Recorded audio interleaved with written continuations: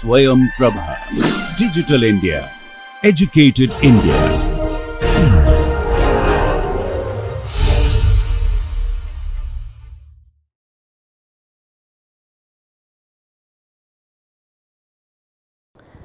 Okay. So, we were discussing that demand and quantity demanded, demand curve, and two concepts we have discussed in this connection, that change in demand and change in quantity demanded. By those two terminology what we refer. Now, we will play with these concepts a little bit, okay, to fine tune our understanding, and in the process we will bring certain concepts about the commodities. Certain commodities are called normal good, certain goods are called inferior good, like that we will define those things. Okay. So, look at here. So, let us for that let us go for a new slide. So, first, what are the factors that determine one person's demand for a commodity or for a service, right? We have discussed those factors. What? First, own price, the commodity we are talking about, its price, then price of the related commodities, then income of the consumer, taste and preference of the consumer, expectation about the future, and so on. Out of these five factors what we told, or say those factors are, say, own price. By own price we are referring price of the commodity whose quantity demanded we are talking about. Okay. Own price, then related commodities price, related goods price, income of the consumer,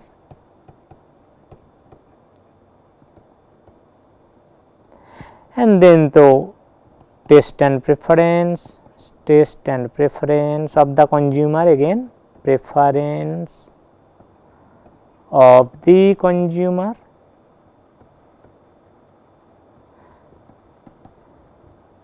and expectation about the future, expectation about the future, and this expectation of the consumer only, of the consumer you can tell.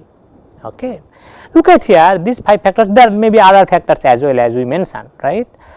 Whatever these five factors we mentioned, first three factors are easily quantifiable, right. Say own price, no, some rupees this much per unit of the commodity, maybe per kg of the rice, or maybe per liter of the milk, or maybe per meter, some length per meter of the cloth, something like that, right. Related goods price, that is, since again it is some price of some other good, right, it is also some rupees per unit, something like that. So, income, certain amount of money, okay, your income. So, first three factors, factor number 1, 2, 3 in this list, you will see that these are easily quantifiable factors, or those factors are quantitative kind of factors. Okay. Factor 4 and 5, look at taste and preference, expectation about the future, and all these things are qualitative in nature.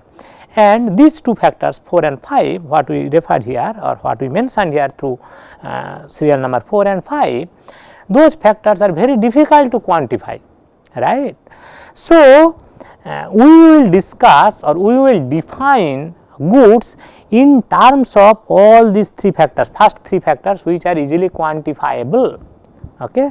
So, own price, what is the my quantity demanded of a commodity vis-a-vis this commodity's price? Law of demand. Under the ceteris paribus condition, if price increases I will try to consume less and vice versa, right. So, we are getting a sense that, okay, in usual case in the market for any commodity, usual case I am referring, I am telling, I am putting an emphasis on here. Okay. If price moves one direction, quantity demanded will move the opposite direction, right. So, the commodity for which that is true, commodity for which that relationship is true, that commodity is called ordinary good, ordinary good, okay, or ordinary commodity. Now, the question is can immediately come to your mind that can there be some commodity where this relation may not hold good, like may not hold good means what? If price increases, quantity demanded is also increasing. Okay. Can that happen in real life? Yes, that can also happen, some unusual cases I will tell. And if for a commodity that thing we observe, that commodity is called given good, given good. So, on the basis of quantity demanded vis-a-vis its price, on the basis of that relationship, so on the basis of this first factor, because it is own price, no. So, on the basis of that quantity demanded vis-a-vis its price of a commodity, that relationship we are classifying goods under two groups. One group are called ordinary commodity, where the law of demand is applicable or law of demand hold good. As price moves one direction, quantity demanded will move the opposite direction and vice versa. Okay. Or if increases, that will fall, or if it falls, price falls, quantity demanded will increase the opposite direction. Okay. So, the good for which that relationship hold good, that those goods are called ordinary good. There may be certain goods in I am coming, I will come with a specific example, then you will realize that for the commodity for which that relationship does not hold good, in other words, the commodity for which if price increases, quantity demanded also increase, and if price falls, quantity demanded also fall. If that kind of commodity we will observe in real life, that kind of commodity is called given good. Okay. So, this is on the basis of this own price quantity demanded relationship. On the basis of price of the related commodity vis-a-vis demand of a commodity, okay, we can classify the goods into two groups again. One is called substitute vis-a-vis complement. How? Okay. Substitute good, say tea and coffee we told they are substitute, right. So, look at here how it happen. My demand for tea, okay, say quantity demand for tea, right, and price of a related commodity, say coffee. Coffee is a related commodity. How it is related with tea? It is a substitute of tea. In that sense, it is related. So, if coffee price increase, what I will do? I will try to consume coffee less, okay, law of demand. So, but I need some hot drink per day. So, I am cutting down my coffee consumption because coffee price increases. That coffee consumption I want to substitute by my tea consumption. So, when price of coffee increases, quantity of tea purchase also increase, or demand for tea will increase. So, when related commodities price and demand for another commodity, related commodity, okay, they are positively related, both this is increasing, this is also increasing, both are positive related, that time it will be called substitute commodity. When this relationship is negative, so positive, it is called substitute positive.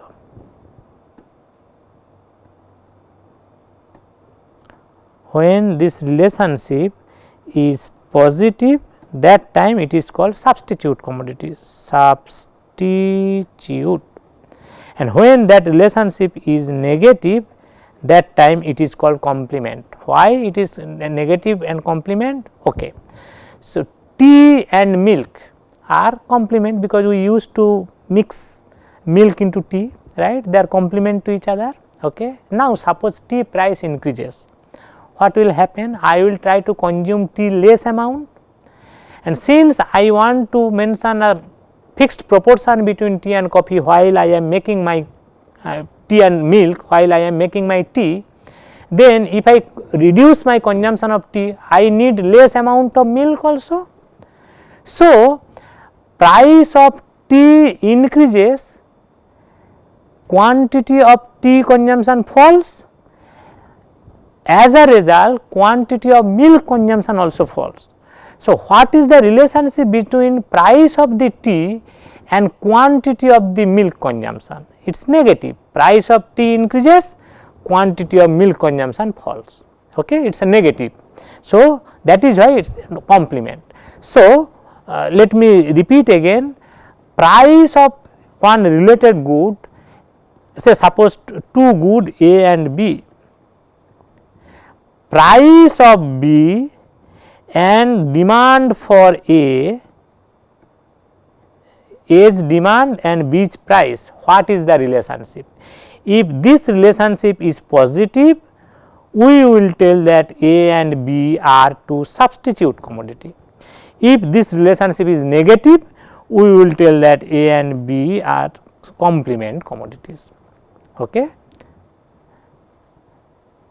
One commodity is price, another commodity is demand, my demand for the other commodity. Okay.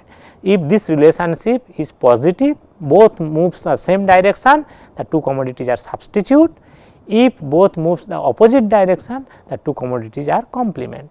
So, on the basis of own price and quantity demanded relationship, we are terming or we are classifying the commodities into two groups, ordinary vis-a-vis Giffen. I will come for a specific example for Giffen good.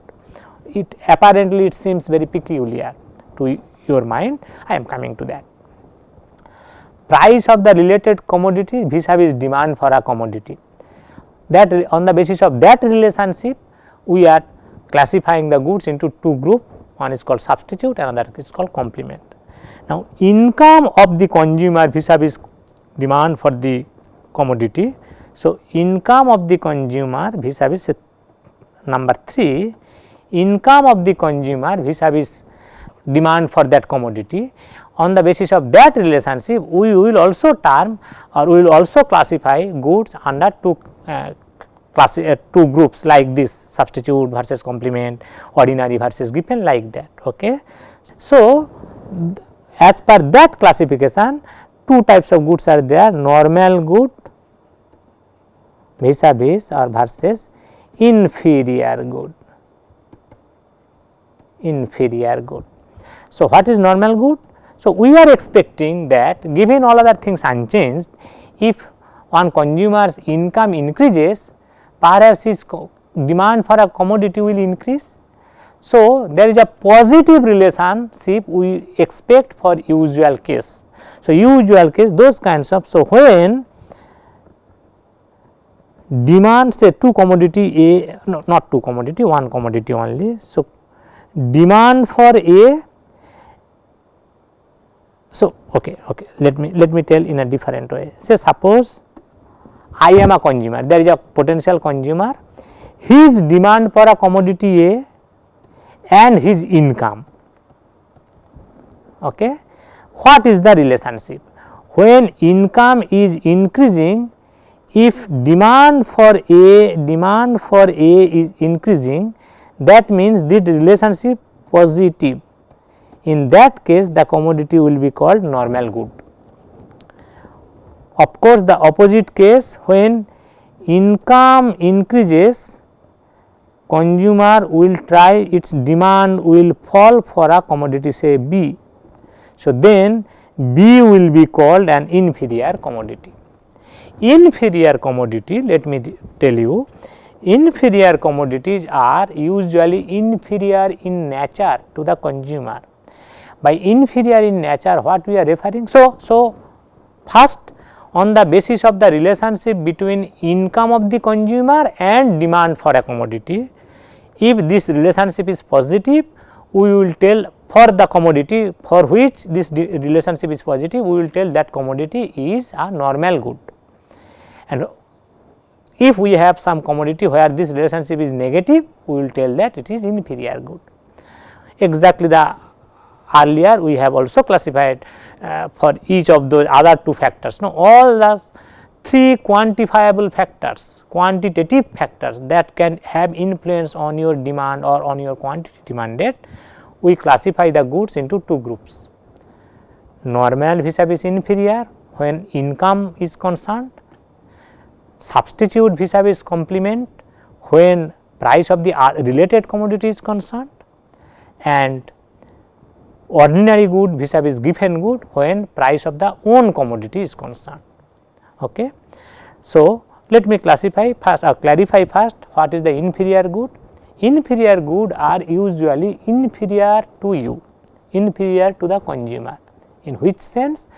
Consumer does not really like to consume that commodity, but because income is very less, consumer can't meet up or can't consume the other commodities what he or she likes actually, because what he or she likes, those commodities are more expensive.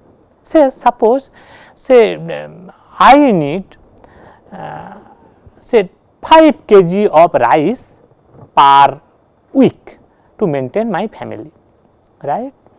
Now, there is a thick rice which I do not like. What I like? I like basmati rice. Okay. Basmati rice per kg say 100 rupee, okay. But this thick rice per kg say 20 rupee. My income per week say 100 rupee. So, definitely within that 100 rupee I have to manage to consume 5 kg of rice, because that is required to maintain my family per week. So, definitely I will go for the thick rice, although I do not want to consume that rice, I want to consume basmati rice, right. But with my income 100 rupee, if I want to purchase basmati rice, I can purchase only 1 kg, 1 kg is not enough to maintain my family for that week. So, with the income I can't manage to have basmati rice. That is why I am forced to, indirectly forced to consume thick rice, which I really do not want to do not want to consume. Now, suppose tomorrow my income increases to 500 rupee per week, what I will do? I will quickly switch from this thick rice to basmati rice, because basmati rice price is 100 rupees. So, with 500 rupee my income, I can purchase 5 kg of basmati rice, and that is required for my family. Now, you look at my income vis-a-vis my consumption of thick rice. My income increases, my consumption of thick rice falls. Earlier it was 5 kg, now it is 0. Okay. Tomorrow if my income becomes 200 rupee per week, perhaps I will consume little bit basmati rice and little bit thick rice to make this total sum of this two type of rice is 5 kg, because I do not need more than 5 kg per week to maintain my family, right.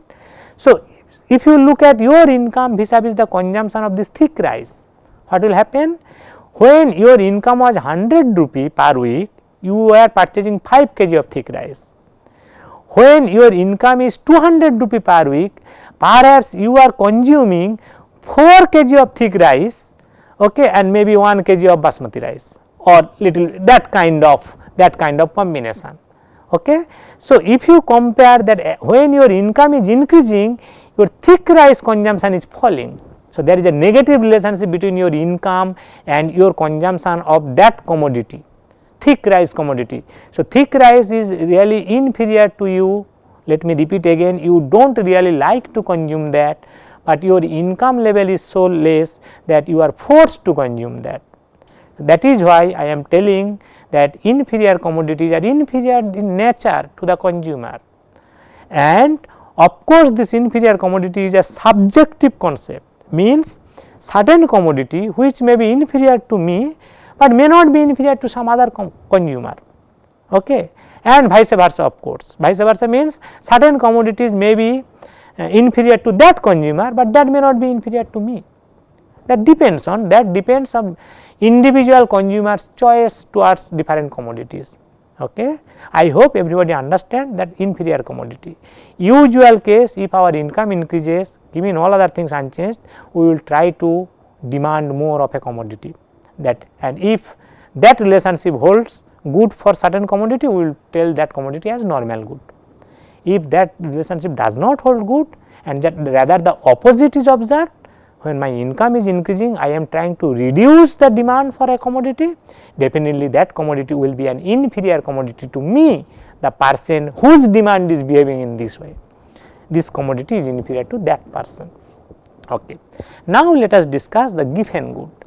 Given goods are actually inferior good. Okay. There is a we can prove that one good to be given to me, it has to be first inferior to me, but that proof is beyond the scope of this syllabus. So, we will not prove that, we will try to give an example from where you will get a sense by the given good what we are referring. Actually, say this example first observed by an economist called Giffen.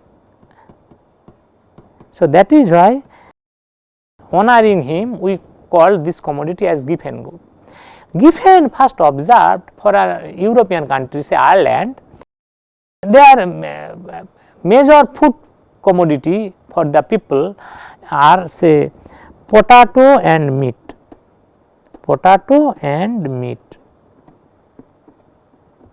two major ingredients.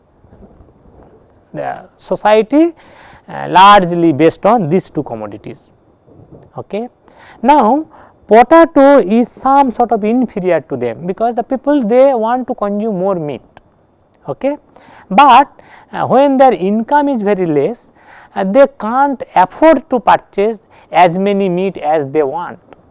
So, they have to purchase some potato and some meat. Okay. So, suppose when income is say 1000 rupee per week, say suppose meat price is say rupees 900 per kg and potato price say rupees 25 per kg. Okay. So, there is a family whose income is 1000 rupee per week, and that family needs 5 kg of food. This is 100 rupees 100 per week, and this is also per week. Okay. So, there is a family whose income is 1000 rupee per week, and that family needs 5 kg of food items per week to maintain their family, right. So, when meat price is 900 rupee per kg and potato is rupees 25 per kg, okay. So, that family is consuming say 1 kg of meat and 4 kg of potato.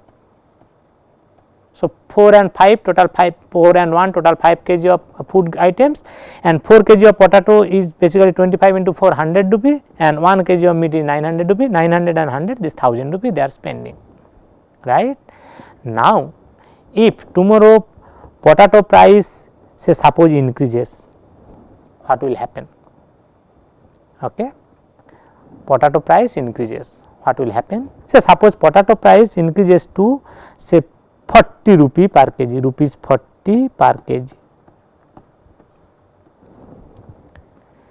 You will understand that if that family wants to purchase same 4 kg of potato and 1 kg of meat, it can't manage that within this 1000 rupee per week, right. So, what it will do, it has to manage the 5 kg total in a week, right. So, what it will do, it will cut down its meat consumption to get some additional money, and it will try to consume more potato. Look, when potato price is increasing, going up, it can no longer continue to purchase 4 kg of potato and 1 kg of meat. Definitely it can't, because it needs 5 kg, but that 5 kg earlier combination it can't continue. Okay. So, what you have to do? It definitely has to cut down its meat consumption. If so, can the other can happen that it will reduce its potato consumption and increase its meat consumption? Definitely it can't manage 5 kg to purchase from the market in the new price scenario. So, only one option what it can do, it will cut down its meat consumption and it will increase its potato consumption. So, that 5 kg it can manage with that 100 rupee 1000 rupee per week income. Now, if you look at how the potato consumption vis-a-vis potato price is behaving in this particular scenario. When potato price was 25 per kg, that time it was consuming 4 kg of potato. When potato price increases to say 40 rupee per kg, it is increasing its potato consumption. So, price of potato increases, consumption of potato also increases.